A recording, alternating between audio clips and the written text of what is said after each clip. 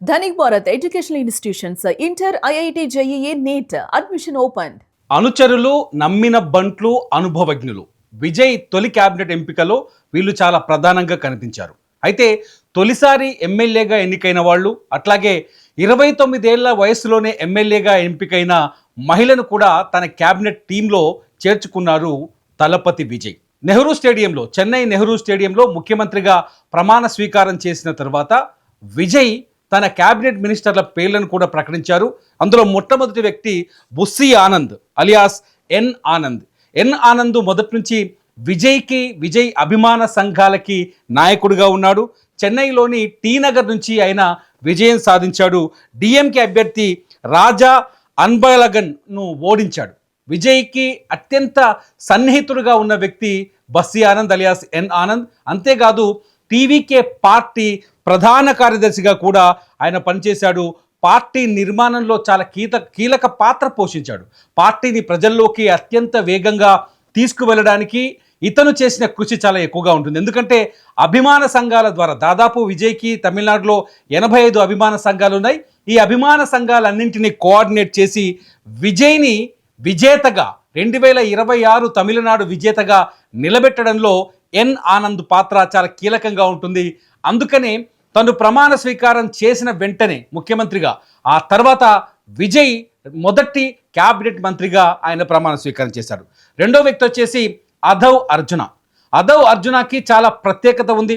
అధవ్ అర్జున వ్యాపారి. అంతేకాదు చెన్నైలోని విల్లివాక్కం నియోజకవర్గం నుంచి ఆయన విజయం సాధించాడు. 6 అడుగుల 7 అంగుళాల ఎత్తుంటాడు. మీరు ప్రమాణ స్వీకారం చేసేటప్పుడు కూడా అతను మైక్ సరి చేసుకుంటున్నప్పుడు ఆ సీన్ మీరు చాలా ప్రత్యేకంగా చూడొచ్చు. అధవ్ అర్జున్ ఏంటంటే జాతీయ స్థాయిలో బాస్కెట్ బాల్ ప్లేయర్గా కూడా ఉన్నాడు. ఆయన చాలా గేముల్ని గెలుచుకున్నాడు. బాస్కెట్బాల్ కమిటీ మెంబర్గా, బాస్కెట్బాల్ ఫెడరేషన్ ఆఫ్ ఇండియాకి అధ్యక్షుడిగా కూడా పనిచేస్తున్నాడు అధవ్ అర్జున్. అంతేకాదు ఇతను ఒక రాజకీయ వ్యూహకర్త కూడా. అధవ్ అర్జున్ మామూలు వ్యక్తి కాదు, ఒక పొలిటికల్ రాజకీయ వ్యూహకర్త. అంతేకాదు 2021లో ఎవరైతే ఇప్పుడు ఓటమి పాలయ్యాడో, విజయ్ చేతిలో ఓటమి పాలయ్యాడో, మాజీ ముఖ్యమంత్రిగా మారిపోయాడో ఆయనే ఎంకే స్టాలిన్ టీంలో కూడా అధవ్ అర్జున్ పనిచేశాడు. ఎంకే స్టాలిన్ కోసం రాజకీయ వ్యూహకర్తగా కూడా పనిచేశాడు. ఆ తర్వాత ఇప్పుడు టీవీకే పార్టీ ఎన్నికల ప్రచార కమిటీ ప్రధాన కార్యదర్శిగా పనిచేశాడు. ప్రచార వ్యూహాలన్నీ రూపొందించడంలో అధవ్ అర్జున్ కీలకంగా ఉన్నాడు. టీవీకేలో రెండవ సభ్యుడు, నెంబర్ 2 అంటారు అధవ్ అర్జున్. అధవ్ అర్జున్ ఇక్కడ కూడా మంత్రిగా నెంబర్ 2గా ప్రమాణ స్వీకారం చేశాడు. ఇకపోతే డాక్టర్ కేజీ అరుణ్ రాజ్ నామక్కల్ జిల్లాలోని తిరుచెంగోడు నుంచి ఎమ్మెల్యేగా గెలిచారు. ఈయన తొలిసారి అసెంబ్లీలో అడుగుపెట్టారు. అయితే పెట్టడమే అరుణ్ రాజ్ మంత్రిగా కూడా అసెంబ్లీలోకి ఆ బాధ్యతలు తీసుకున్నాక తమిళనాడు అసెంబ్లీలోకి అడుగు పెట్టబోతున్నారు. టీవీకే పార్టీ ప్రచార వ్యవహారాల ప్రధాన కార్యదర్శిగా పనిచేస్తున్నాడు ఈ అరుణ్ రాజ్. ఇతను డాక్టర్, అలాగే మాజీ IRS అధికారి. అందుకనే అంటే చదువుకున్న మేధావికి ఇక్కడ అవకాశం ఇచ్చాడు విజయ్. తన మొదటి టీంలో అరుణ్ రాజ్ కూడా ఒక కీలకమైన వ్యక్తిగా వ్యవహరించబోతున్నాడు క్యాబినెట్ మిత్రుల్లో. ఇకపోతే ఎస్ కీర్తన గురించి చాలా గొప్ప విషయాలు చెప్పాలి. ఎస్ కీర్తన కేవలం 29 ఏళ్ల వయసులోనే మన తెలుగు రాష్ట్రాలకు సరిహద్దుల్లో ఉన్న శివకాశి నుంచి ఎమ్మెల్యేగా ఆమె విజయం సాధించారు. ఎస్ కీర్తనకి తెలుగు రాష్ట్రాలకి చాలా ఎక్కువ సంబంధాలు ఉన్నాయి. ఎస్ కీర్తన గతంలో మన హైదరాబాద్లోని ఎన్టీఆర్ ట్రస్ట్ భవన్లో పనిచేసేవారు. ఆమె టీడీపీ సోషల్ మీడియా విభాగం ఇన్ఛార్జ్గా పనిచేశారు. ఒక పార్టీని ప్రజల్లోకి ఎలా తీసుకువెళ్ళాలి, సోషల్ మీడియాని ఉపయోగించి పార్టీని ఎలా ప్రజల్లో పార్టీ పైన విశ్వాసాన్ని కలిగించాలి, పార్టీ సిద్ధాంతాలను, పార్టీ అభిప్రాయాలను ప్రజలకు ఎలా చేరవేయాలి అనే విషయంలో ఎక్స్పర్ట్ ఈ ఎస్ కీర్తన. అందుకనే కీర్తనకి కూడా తన తొలి క్యాబినెట్లో కీలకమైన బాధ్యతల్ని అప్పగించాడు. ఎందుకంటే పార్టీ ఆవిర్భావం నుంచి విజయ్తో ఉంది కీర్తన. అంతే చదువుకున్న వ్యక్తి, గతంలో టీడీపీలో పనిచేసిన అనుభవం ఉంది. ఇవన్నీ కూడా కీర్తనకి ఎమ్మెల్యేగా విజయం సాధించడానికి ఉపయోగపడ్డాయి. అట్లాగే విజయ్ పార్టీ టీవీకేని ప్రజల్లోకి తీసుకెళ్ళడానికి, ముఖ్యంగా మహిళల దరికి చేర్చడానికి కీర్తన చేసిన కృషి కనిపించింది. కాబట్టి ఆమెకు తన తొలి టీంలో అవకాశం కల్పించాడు విజయ్. ఇకపోతే 5వ వ్యక్తి డాక్టర్ టీకే ప్రభు కారైక్కుడి అసెంబ్లీ నియోజకవర్గం నుంచి తొలిసారిగా ఎమ్మెల్యేగా విజయం సాధించాడు. ప్రజాసేవకుడిగా చాలా మంచి పేరుంది, మంచి డాక్టర్గా చాలా మంచి పేరుంది. అన్నింటికి మించి ఈయన టీకే ప్రభు విజయ్కి వీరాభిమాని. ఇదే ఆయన్ని ఎమ్మెల్యే అభ్యర్థిగా ఎంపిక చేయడానికి కారణమైంది. దీంతో పాటు టీకే ప్రభుకి కొంత రాజకీయ నేపథ్యం కూడా ఉంది. వాళ్ళ తాతగారు గతంలో రాజకీయాల్లో ఉన్నారు, కానీ టీకే ప్రభు రాజకీయాల్లోకి రాలేదు. తను స్వయాన డెంటిస్ట్, యాక్చువల్గా దంత వైద్యుడు. ఆయన తన వృత్తికే అధిక ప్రాధాన్యతనిచ్చాడు. ఇప్పుడు విజయ్ని చూసి స్ఫూర్తిని పొంది ఆయన రాజకీయాల్లోకి వచ్చాడు. ప్రస్తుతం టీవీకే పార్టీలో శివగంగా ఈస్ట్ జిల్లాకి కార్యదర్శిగా పనిచేస్తున్నాడు. ఇప్పుడు విజయ్ టీంలో కేబినెట్ మంత్రిగా ప్రమాణ స్వీకారం చేశాడు.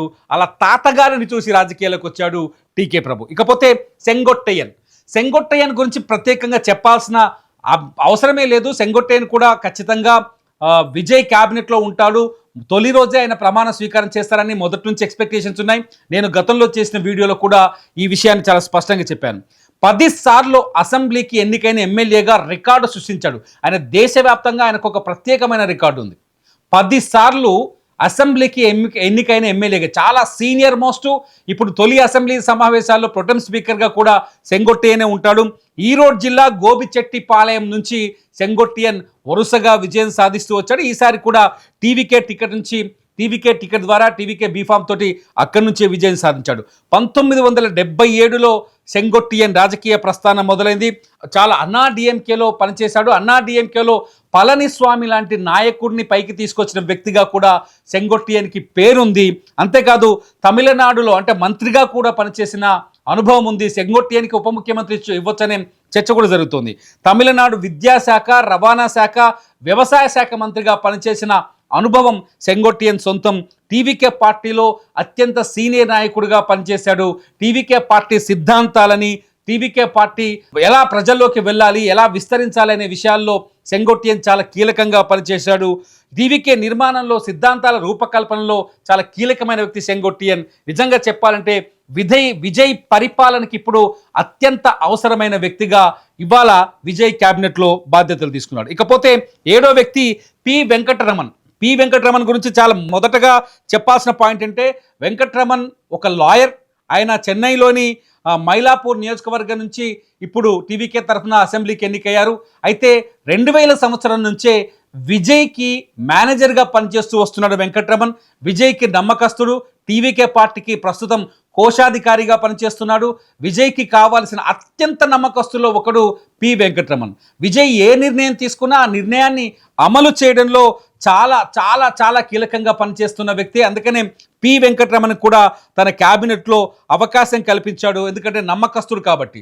సో ఇది పి వెంకటరమణ్ ప్రొఫైల్. ఇక చివరిగా 8వ వ్యక్తి సిటిఆర్ నిర్మల్ కుమార్.